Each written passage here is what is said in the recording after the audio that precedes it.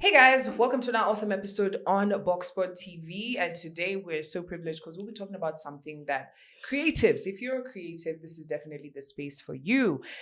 The UK and Kenya did something amazing, and we just got to the season finale of it. A cultural partnership. And what does this look like? It culminated in a series of events, and it was titled The End That Marks a Beginning.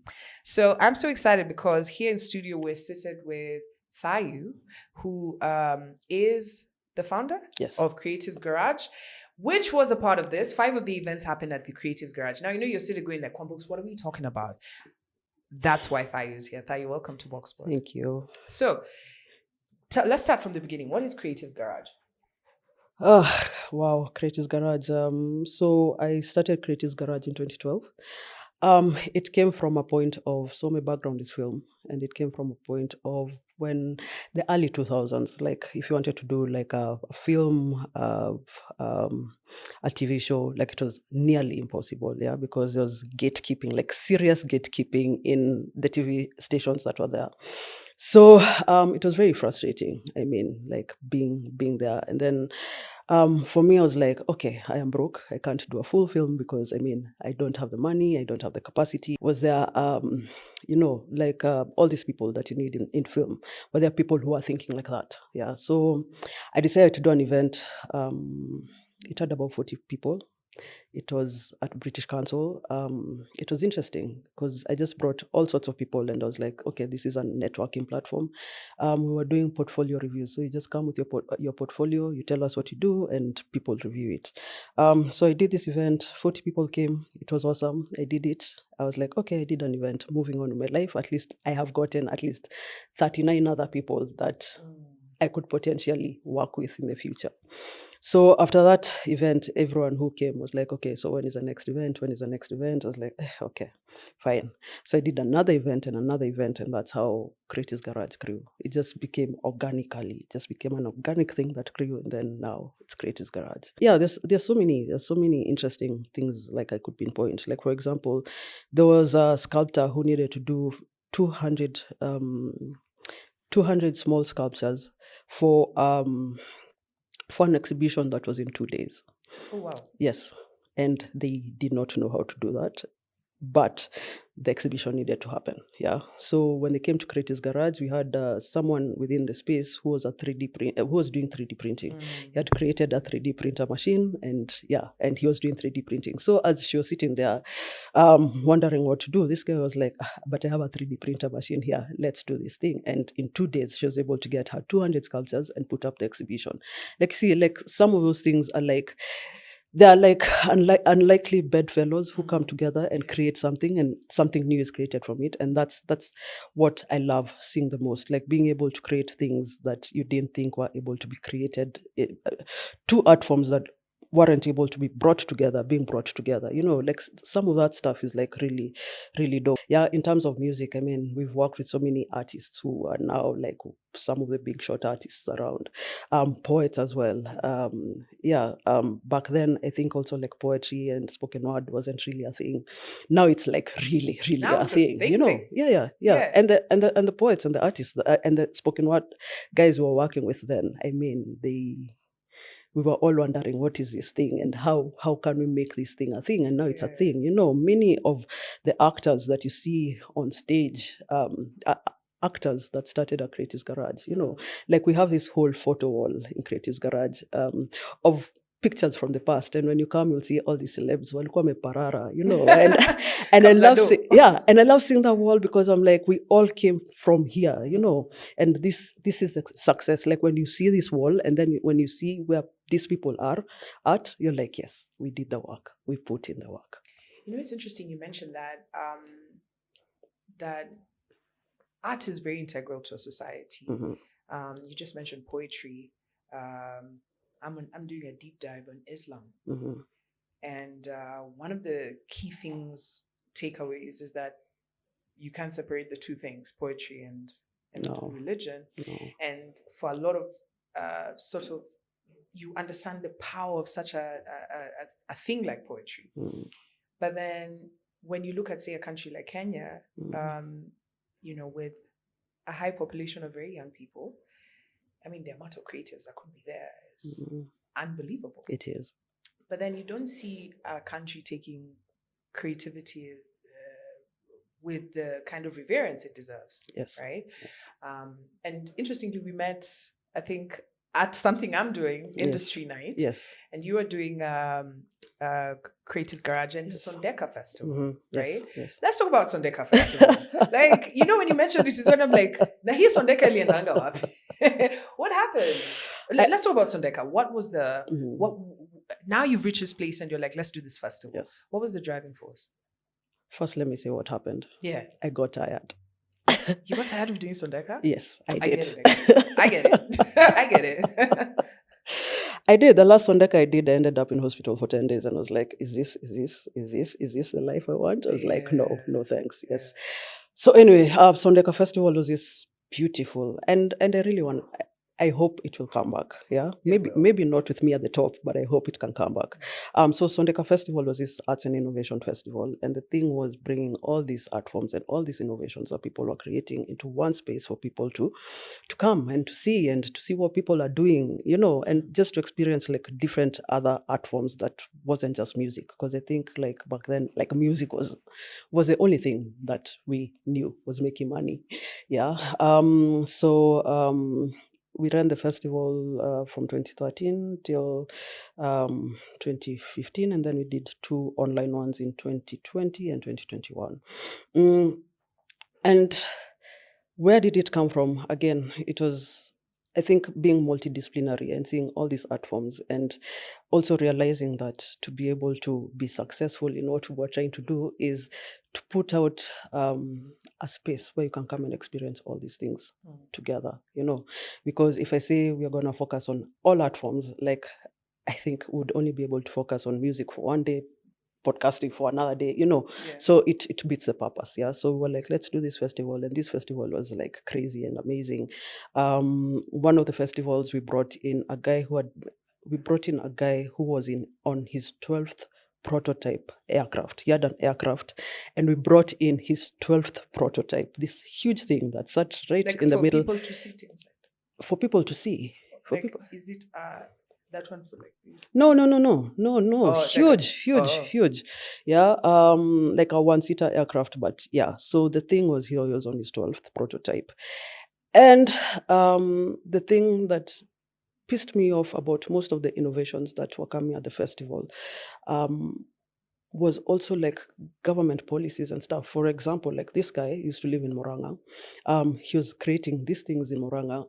I guess everyone was always like, what is this man doing in his backyard or whatever? Like, why would you think you'd be able to make an aircraft in Kenya? And the thing is, government officials once came to him and told him, if that thing ever goes up, we're gonna arrest you. Yeah. So things like that always frustrate me, and we still meet such kind of stupid thinking where but hey, let me play a devil's advocate there. I mean, we can't just have anybody just taking up airspace. There's laws. There is laws, but where's the room for innovation? True. Yeah, why can't you take him even to Air Force, you know? Yeah, put him in there, huge field, tell him now you're here, you're working with the Air Force, this is what you're gonna do. And then just help him get the right stuff to be able to take that thing up. Yeah, so we're not saying just to do it and whatever, but create systems also that support creatives. Yeah, there's also a lady who was also there at the same time at the festival, and she was making windmills. Yeah, and she was also told to be able to continue what you're doing, you need a license for 200,000 shillings. Yeah, by the same government. So we're like, so we have all these innovators and all these amazing people that live amongst us, all these creators that live amongst us. We're over here saying, oh, youth unemployment, whatever, but we have such crazy innovators in this country. Yeah, we are highly creative as Kenyans, highly creative. And I mean, based off even from the fact of an accountant can be on Twitter and he says something totally funny and we are all dying from laughter.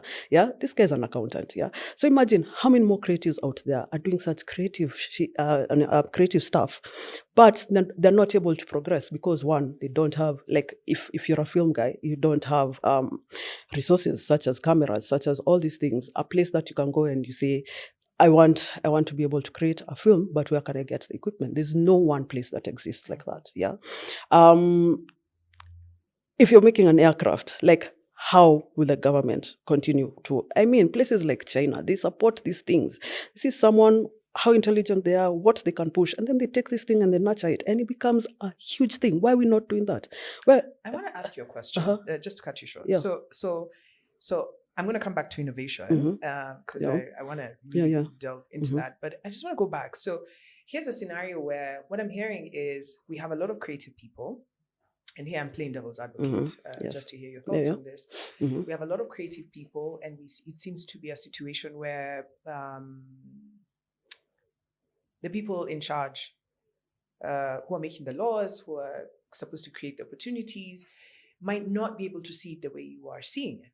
And hence, for example, I think this particular government, and I think even the previous one, innovation hubs was a thing. Yes. Right? That every county, if I'm not wrong, they should be about 47 counties and the 47 innovation hubs, right? Yeah. I don't want to get into the details of that, but in terms of efficacy and actual results, right? Yet to be seen. But if you, who's somebody who's worked in that space, ran festivals, and we're actually here because we're going to talk about this, the end that marks the beginning. How do you think they should be able to handle it? Like, for example, the boy in Muranga who was let down by a system. I wouldn't say it's the Air Force because at the end of the day, they're doing their job.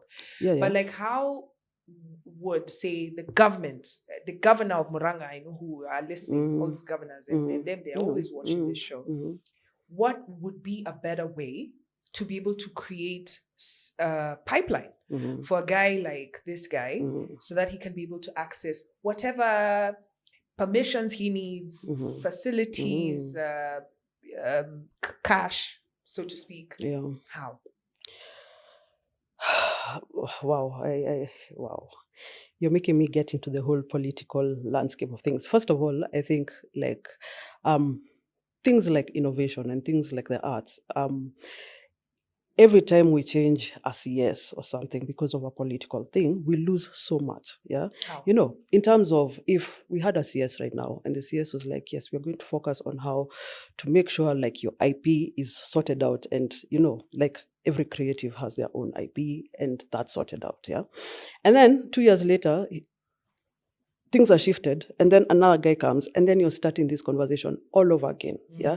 I feel like things like innovation, like the creative sector, like, you shouldn't have people who keep doing, like, you know, merry-go-round of whatever, because then you're not able to pass policies, you know, all the right things. And then the second thing is, I think also because some of these things are very political, sometimes they don't have an idea of what it is that it really is. For example, even this whole thing about MCSK and Kekobo and whatever, like, it's been very political as well when you look at it. Yeah. When you look at things like for example, like this guy who was the innovator, I mean, by the time he was making his 12th prototype, there was probably a new guy coming into power. Yeah. So again, even if he had made this inch of saying, I'm creating this thing, please give me a place that I can test out this thing, and probably that happens. Yeah. In 2-3 months, it's a different guy. So that changes again. The political goodwill and, say, short term of it. Yes. Creatives end up struggling because the person who comes, I mean, basically creative space is on the goodwill of the politicians. Exactly. Because, I mean, when you come to things like, say, defense, it's not wishy-washy. Yes. You have to follow the protocol. Yes. So with creatives, I think we need to get to a space where they are non-negotiables. Yes. Right? Like, once a law has been set in place that we're going to be giving X amount of money to creatives, that you can't just come and say now we're scrapping this as the first. Yeah, but who is even there to create the laws? Yeah, for example, like in 2020, see, there was this money that was given to creatives. The 100 million. Did you ever see any creative Girl, output? Did you see any creative output that came out of that money? Bruh. Nothing. There was nothing. There was nothing. There was no cash. Guys were being given, and the few that got cash, the people were even being given 2K, and you're a group of 4 people. You know, like you're a band of 4, you're being given 2,000 What are you shillings. talking about? That cash was distributed? There was some cash that was distributed. God Yes. damn. Yes. But you're a band of 4 and you're being given 2,000 shillings. Like, you know, and what creative output did we see? Absolutely nothing. If you give me 2K, Yeah. right? I'm not saying me. Yes. But like if I had a group and we are 4 and you gave us 2K and you ask us to have some creative input, we're sending the dealer to get us some jabba. Exactly. Right? Yeah. So we can cooler this story. Can you need story a jabba? What are we supposed to do if 500? Yeah. And maybe make a podcast. Transport to come say fuck you. Exactly. That's so crazy. Yeah. So this is what was happening. You know, they're just giving us, they're like, yeah, we'll give you money. Roadside declarations are being made as well. You know, so there are no systems. There are no people who are sitting down and saying, these are the policies that need to be put in place. And people are not staying long enough to see them through. Should we have more creatives in leadership? We should. Do you think that would be the solution? That would really help. I mean, because is it Seychelles? Mm-hmm. It's Seychelles, Yes, right? yes. No, Mauritius. The one that had the DJ for president. Mm-hmm. Mauritians need to tell us whether it's impacted. Like, yeah. So we work out loose like John Falme as the Minister of Entertainment. Or Thayu, because you're clearly maybe or maybe not. Yes, but what I'm saying is, we need people who understand the basics of it. For example, last year we did a research paper on AI in Africa, especially focusing on Kenyan creatives. We did it with Mozilla Foundation. Yeah. And when we did this paper, we realized very fast, first of all, there were 8 different types of committees that were sitting to talk about AI. Yeah. Why do you have 8 committees sitting down about the same thing? Because this committee is going to talk about something else. This committee is going to talk about something else. When it started coming about the whole Robotics and AI Act, for example, they're saying to set up like a company, you need like 1 million shillings to set up an AI business. Me, will I set up an AI business? I have it. I have the know-how. I have the knowledge, but I don't have the money. So how am I going to set down these things? So what it means then is I'll just go get a random job and sit there 9 to 5 and be sad about my life because I cannot afford what is being put in place. And the people who are there who are making these things don't even know half of what is going on in the AI world. So why are they the ones who are making the decisions around these things? Because people got to eat. And when we're talking about artificial intelligence, you got to bring intelligence that's artificial. Of course, like if you have 10 committees, it's time to eat. You know what time it is. Don't act like you're not from Kenya. People gotta eat. Of course, but to what end? Like many other people are progressing. Us guys are still stuck in the same shit because someone is eating their money. You know, you sit there, you eat your money. 5 years later, we kick you out. Someone else eats the money. But how are we progressing as a nation? Let's talk about innovation. Are African youth innovating or are we replicating? Both. There are people who are innovating. There's some things that I hear people doing and I'm like, oh my God, that is so amazing. You know, like, as I said, like we are a country of innovators and creative people. But also, I mean, there are also people who are replicating, and also replicating is not a bad thing because they say that, yeah, most of the art that exists has been stolen from, you know, like, or inspired by another artist, you know. So replicating is not a bad idea. The problem is if you're creating it now as a you know, like an M-Pesa shop. You know, one person has an M-Pesa shop, everyone has an M-Pesa shop. You know, if you're doing it that way, then that's the wrong thing. But if I'm going to take something that you're doing and then I fuse something else into it, you know, then we're growing. And the market is so big. It's not like, and this is the thing I hate about gatekeeping, because people think that I must be at the helm of things. I must gatekeep because then I am the one who's going to say within this thing. But I always say the market is so huge. It's so huge. Why we gatekeeping? We can't talk. You can't be over here talking about everything. You can't talk about health. You can't talk about education. You can't talk about editing. Girl, I talk Yeah? about everything. You can, but you can't fulfill. It's true. You can't fulfill it. Yeah. So if we are not doing this, if people are not coming up and saying, I will do this and this and this and create all these things, and not be a thing of, yeah, but this person copied me or this, whatever. I mean, just be creative and innovative in how you're doing your thing. Yeah.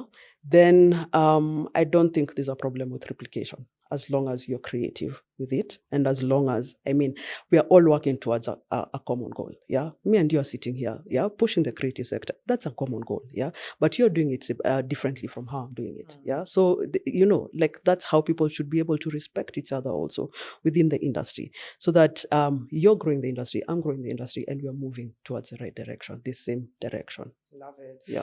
TikTok has Miskia. It's not just about replicating. Yeah. You can also innovate. Every time I'm on TikTok, they're always complaining about someone stole Siju whose idea. And I'm like, is this the idea? This is not an idea. Get out of here. Anyway, and I'm not hating on TikTok. Yeah. And also, ideas don't run out. If ideas don't run out, they don't. They don't. Yeah. Yeah.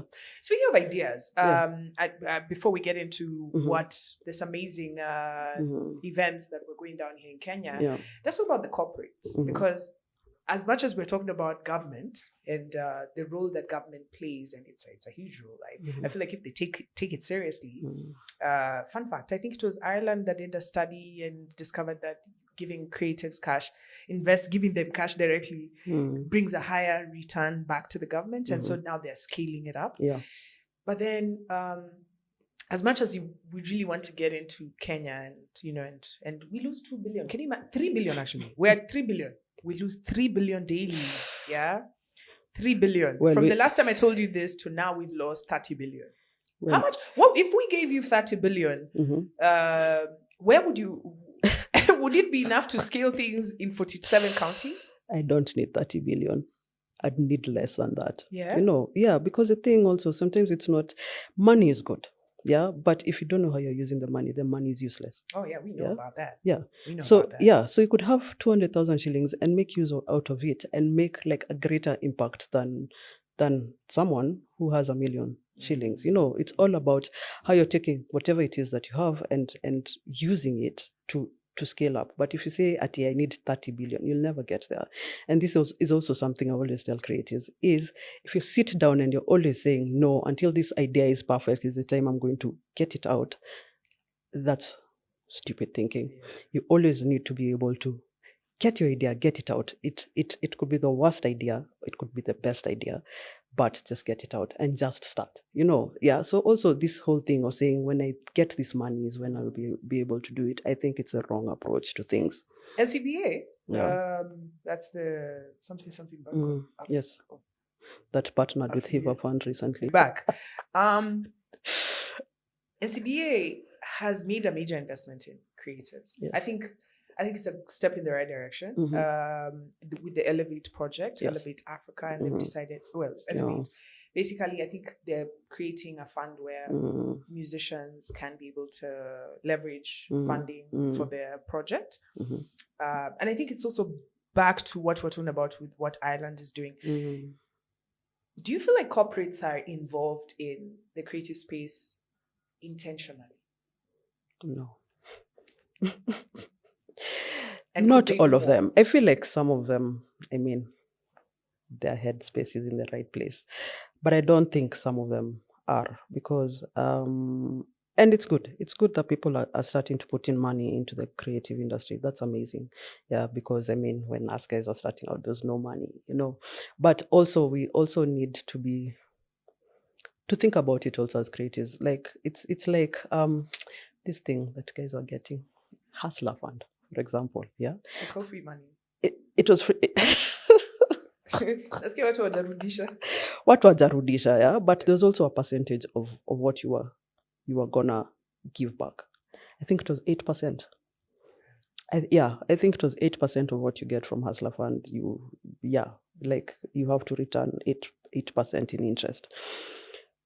And the thing about looking at money like that is wrong. Like the hustler fund thing, saying, yeah, I'll just take 1,000 shillings, it's free money, it's whatever.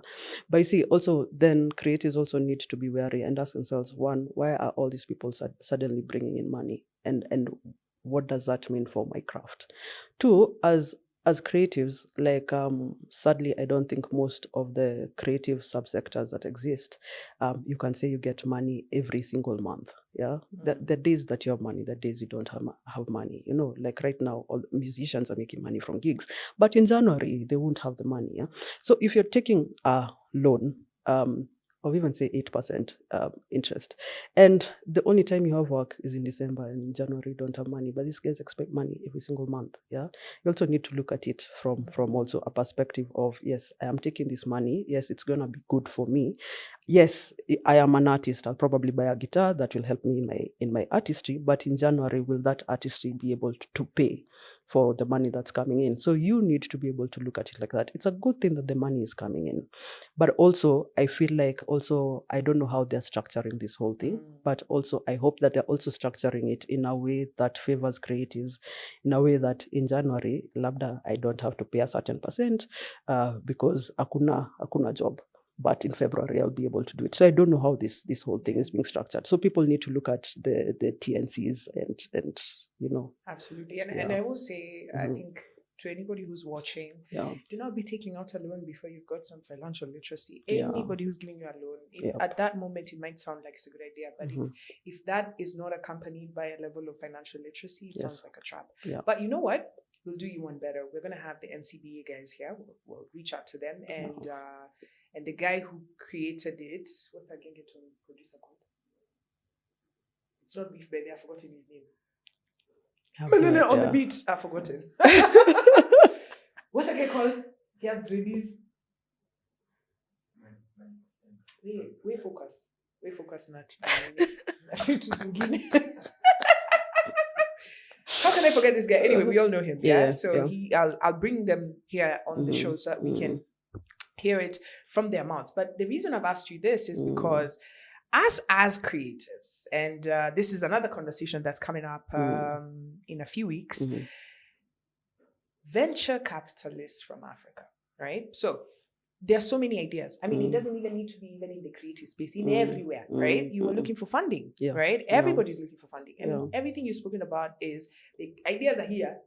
It's just how to get them to the market, right? How to move it from here to conceptualization to actually have a product.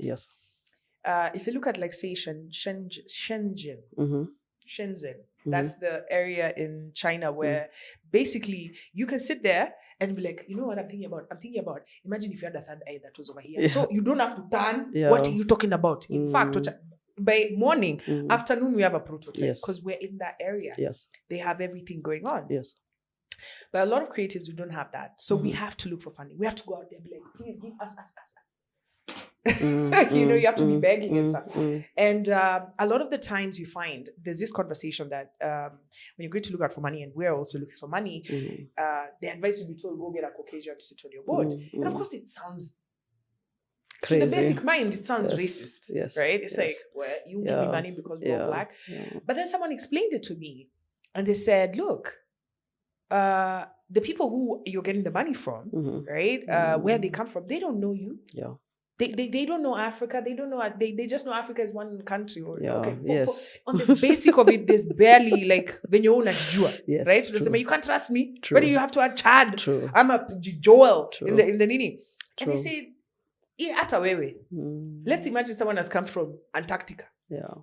Right? And you guys are the ones who have the chums, right? Guys come for you. Give us. In fact, niko na hii idea. Hizi ice zitakuwa zina fuel. Alafu sasa penguins zitakuwa zinakuwa kwa sky. Then you're like, hey, that sounds like a good idea. But then I never seen you handling money. And then all the stories that are coming from your country, this is something that Kenyans need to pay close attention to. These banner of corruption. Of course. So they see you, they're just like, how watu watakula hii pesa?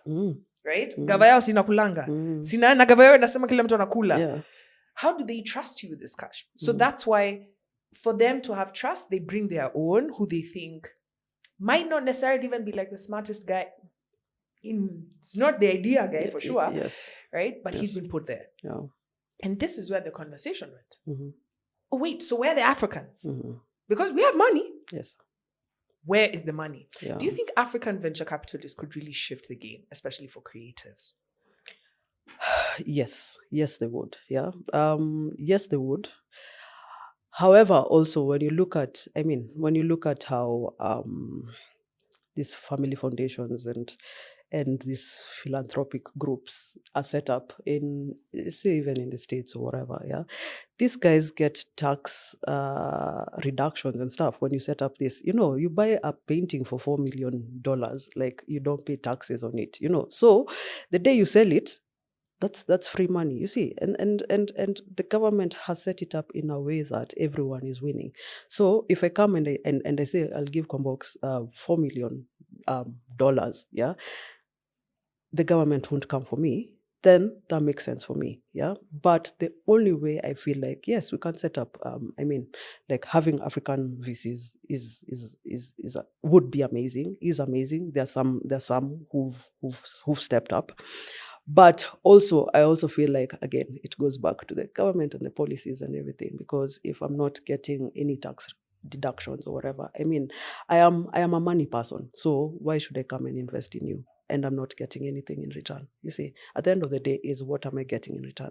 But if the government says, if you buy art from Thayu for 20,000 shillings, we won't tax you at all for that money. You see, then it makes sense for them, because How they're do we get money. this set Because up? they're money people. Again, the government, the right laws. people, the Yeah, policies, the yeah. laws, the people with the right frame of mind being in government. Yeah. Yeah. Is there no creatives council?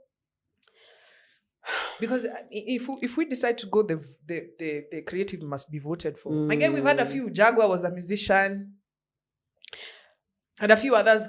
Yeah, This guy was a ridiculous guy, We've had a lot of, and I'm not saying that he's ridiculous. He was in a group called Ridiculous. Right? We've had a lot of creatives who've become politicians, but also were they coming in for the right reasons? Again, yeah, or were they coming for, yes, it is our time to eat, let us go and eat?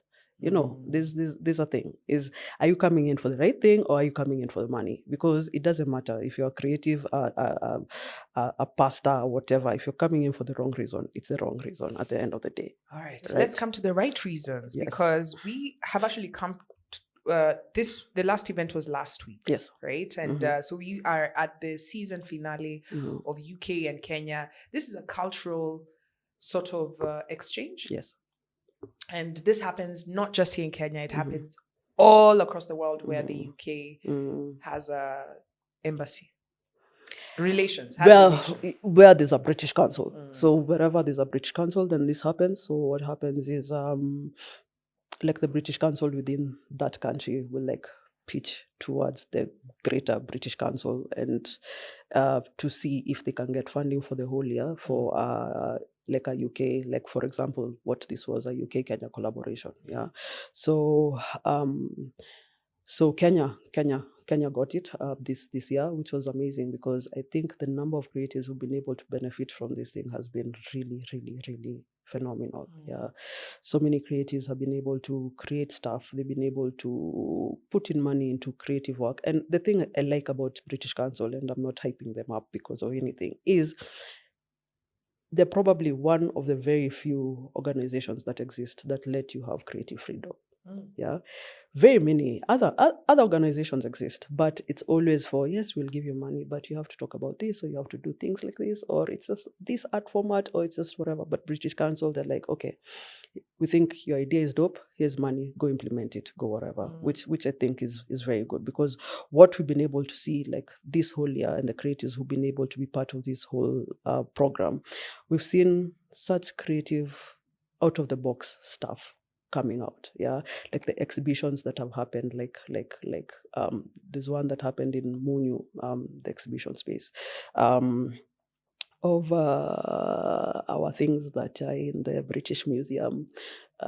Yes, it was an exhibition around the things that are in the British Museum.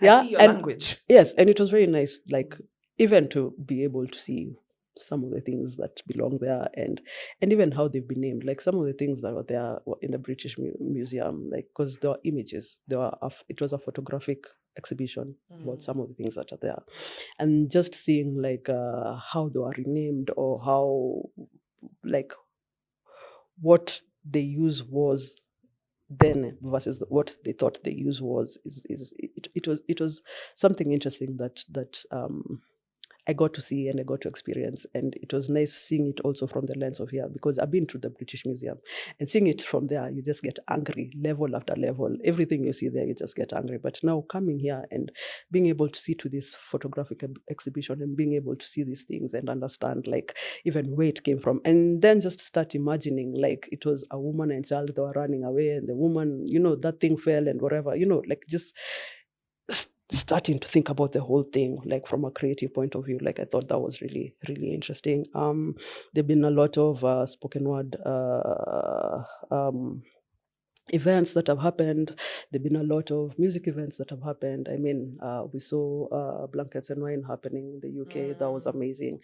Yeah, And this was all and from this all this collaboration? was from the UK Kenya season. Yeah, so out of the UK Kenya season, how many events in total were we looking at?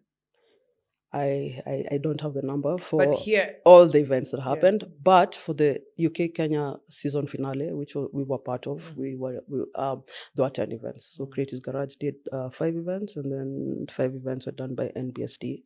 The guys in Gara were doing the other 5 events. Yeah. And could you take us through some of the 5 events that Creatives Garage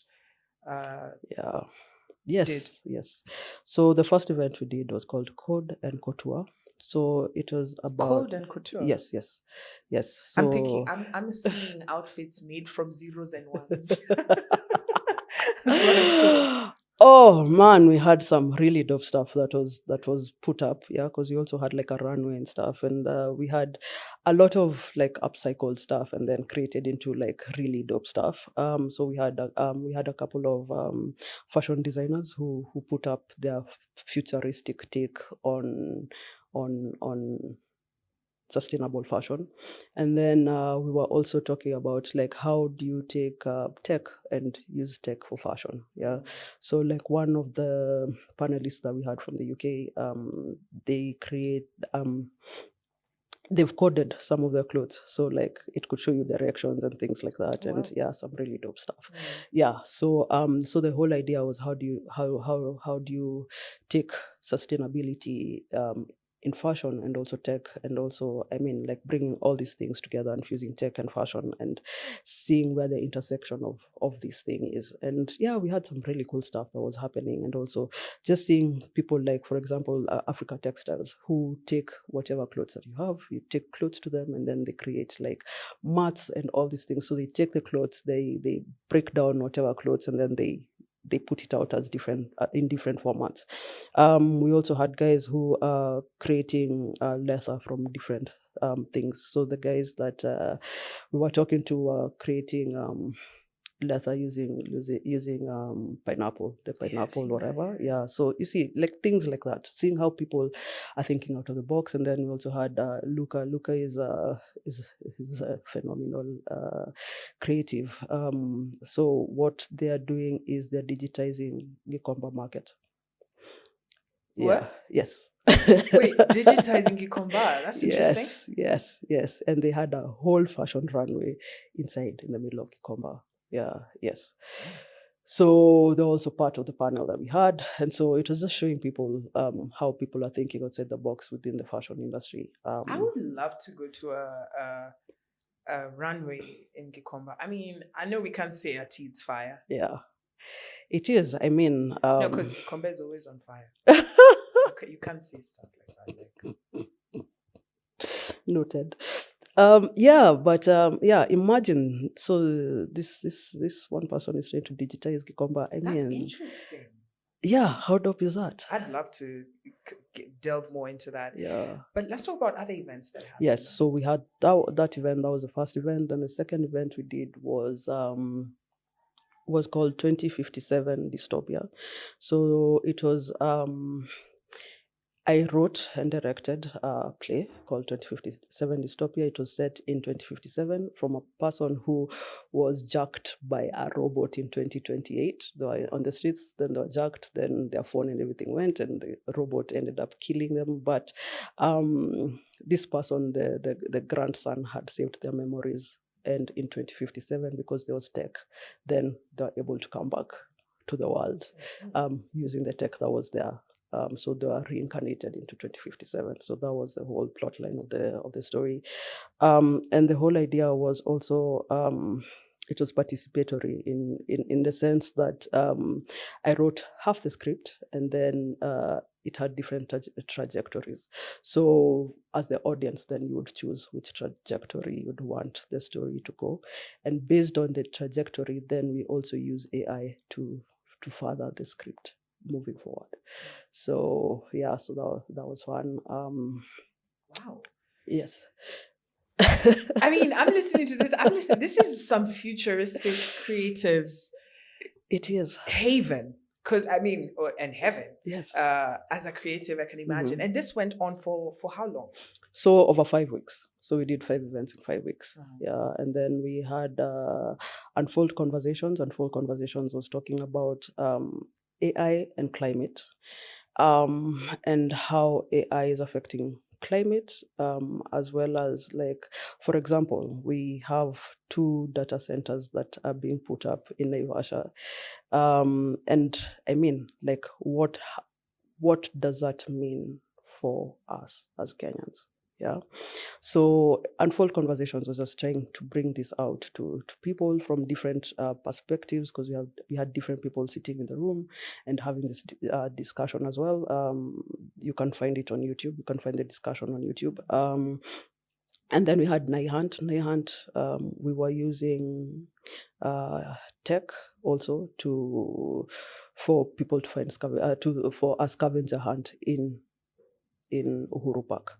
So what we had was we had 15 clues, and we were using QR codes. So you'd download this app that was done by Black. This is like Pokemon Kenya. Yes, it was exactly. Yes. That was the whole idea, actually. Yeah. So we worked with Black. We worked with Black Rhino to create this whole thing. And so you would go, you would scan, then you'd get the next clue, and then throughout Uhuru Park, you'd get 15 clues, and we had maybe people thought it was very hard. The people who finished the game, not very many people finished a game, but yeah, we had the phone bundles. Sorry, haikuwa bundles by the way, ilikuwa hawakuwa napata maclues pia. Ni simu. Sasa tuseme nini? No, but I'm loving. But let's talk about Into Protopia. Yes. And then there was Into Protopia. No, Into Protopia is this. Yeah, it was probably one of the hardest events that we put together, but only hardest because in terms of tech. So Into Protopia was. So as you notice, like all our events, like they were almost themed. So we had the dystopic, which was 2057, and then we had Naihunt, we went to the 80s. So like we're playing with also like different moments in life. And then Into Protopia, which is a balance between the utopic state and the dystopic state, finding balance in the future. Yeah. And the thing was, it was a concert, if you like, but we had games. We had indie games from a couple of Kenyan gamers who've created games, so we were showcasing that. And then we had AI films as well, from Kenyan filmmakers as well. And then now the biggest thing was we put Zaituni into a gaming engine with 4 other artists from the UK, and then they were performing live. So yeah, so it was like some crazy interesting idea. So it's called a volumetric capture. So what happens is we used Unreal, a gaming engine, and then we got Zaituni, who was live, but was dressed in this suit that was helping putting her into the game. Yeah. So she was inside. You could see her as her, and then you could see her inside the game. And then we had 4 artists from the UK. We had a violinist, and we had 3 dancers as well. So those guys as well were inside the game live as Zaituni was performing as well inside the game. Yes. I mean, I'm listening. All this stuff sounds Yeah. to the average ear Mhm. who's listening, who's just like, yeah, me, I was at the local over the weekend. Yeah. I didn't know where these events were happening. Mhm. As somebody who set them up, and you're creating all this from Protopia to panel discussions talking about AI in the future. You're talking about film plays that are super futuristic. Yeah. What do you think the takeaway Mhm. was, and what Mhm. was the impact Mhm. of these events? What will be the impact of these events? I think for me, it's the one thing that has always been what Creatives Garage is. It's collaboration, but also collaboration using different formats that you didn't think could be a thing. Yeah, so it's using traditional formats, if you like, and taking new and emerging tech and fusing them and seeing what you could create from it. Yeah, so I feel like the impact and the impact of what we have done and the legacy of what we have done is people being able to see different ways in which people are using all these tools. For example, like AI tools, for example. Yeah, everyone uses AI. Every single person uses AI. I don't care who it is, because the people are like, oh, I don't use AI. I mean, Google Maps uses AI. So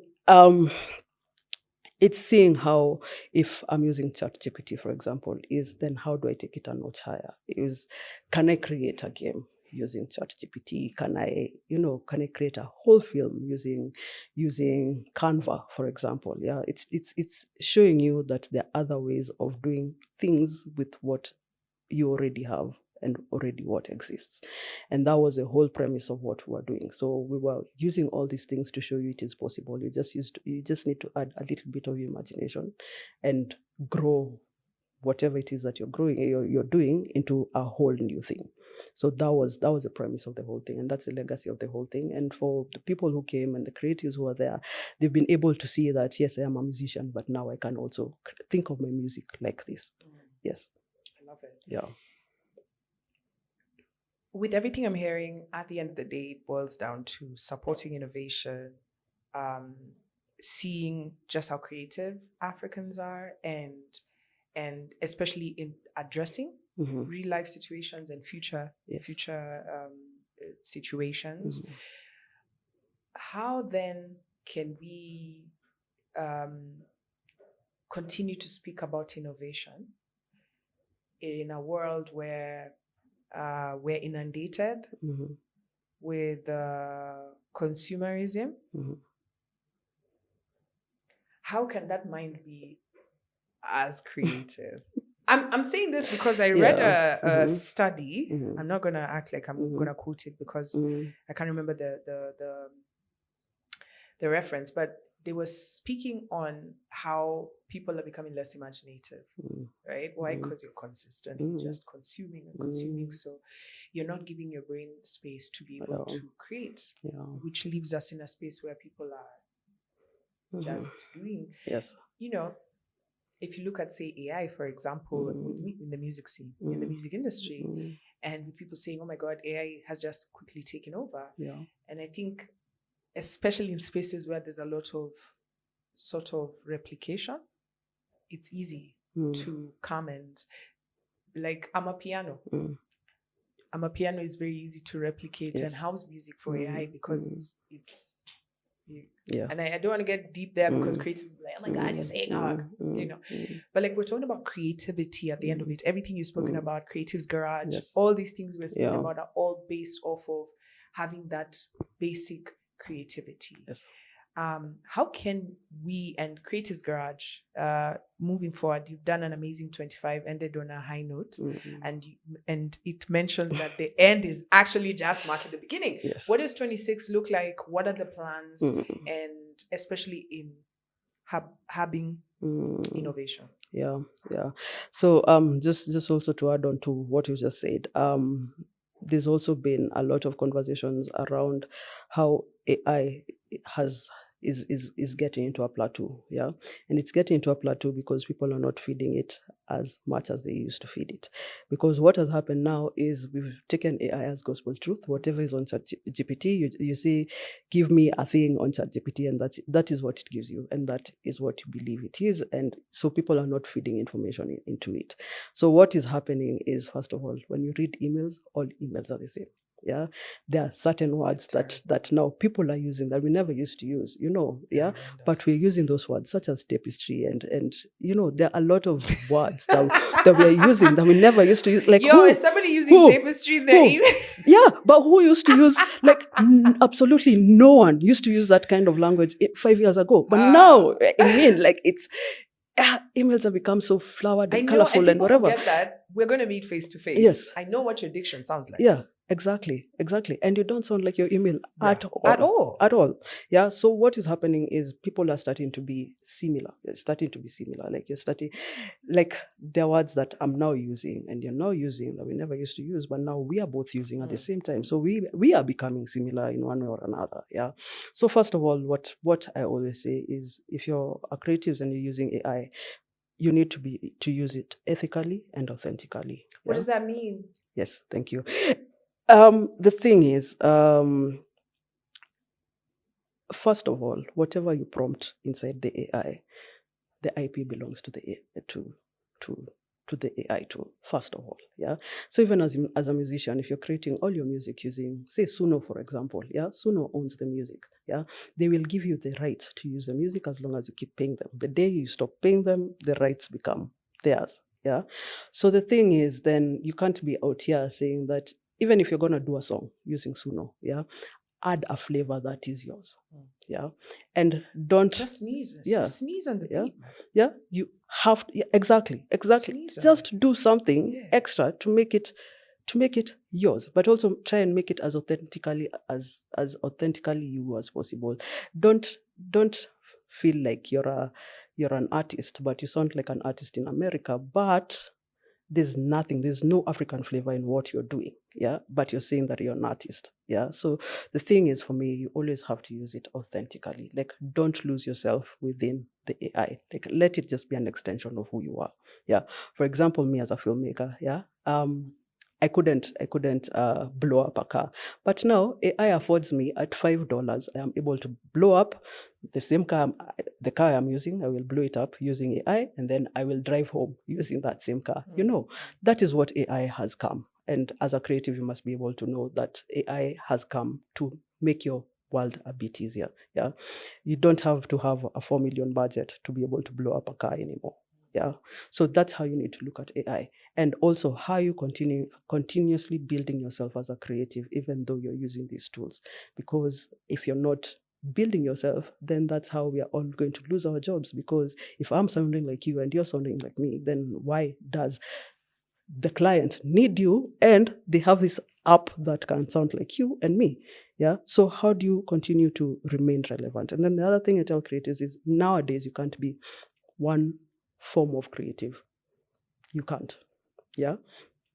You have to be at least 2 or 3 other things. Yeah. Because now you're seeing things are fusing together. So if it's music, for example, you need to almost be able to write the music, arrange the music, and put together, like, the whole thing together.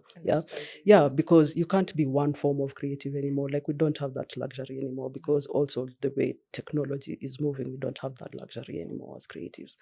So that being said, like, in 2026, we are going to delve more in how to use all this tech that's emerging, because for me it's very exciting. For me it's exciting how much more we can do as creatives with what is being put on the table. These things should just be like bare minimum. It's like, this is the cup. Now, whatever you're going to fill in the cup is up to you. Yeah. So that's how we need to look at all these things that are coming up. So for us, it's just continuously testing out these tools, continuously looking at the best things that we can use, and continuously putting out things to show people that this is possible and this can exist. I love it. Yeah. Thank you so much, Thayu. Thank you. I mean, there's clearly room to discuss a lot more, and we'll invite you because there's many more conversations we want to have in 26. But yeah, there's so much to learn there as a creative. If you don't know about these things that are happening, maybe the first step is to follow Creatives Garage so you can get to know what is going on. And also, I think another channel to follow is the UK guys. What's their channel? These guys. East African Arts. The? East African Arts. East African Arts, yeah. Yes. The East African Arts Council. The British Council are doing some amazing work. And guys, you know, we always talk about soft diplomacy. This is what it looks like, right? You can hear creative is so happy to talk about the British government, the creative. Wow. Yeah, because this is some of the good ways to be able to reach a public and be able to see, we're not that bad. So kudos. I'm looking forward to seeing more of what and where this. Do you think Kenya has a chance to get this thing next year? I don't know. I don't know. They are going like, we're next. I don't know how many years they get. I think it's just a 1 year. It's just a 1 year thing. I'm not sure. Yeah, but also, I mean, like Creatives Garage on our website, we have so many masterclasses on so many things. So if people want to educate on themselves on any other thing, they can find it there. We have the AI. We have an AI podcast actually that we talk with different people around Africa using AI. Thank God. I thought you were just, there was a podcast. It's just AI talking. No. So we talk with people and gurus around Africa who are using AI. So it's called Onge AI. You can also get more information about AI there. And I mean, just follow us. You'll find a lot of stuff. Love it. A lot of good stuff. Thanks, guys. And remember, you can catch fantastic conversations like this right here on Boxport TV. Aya, carry on.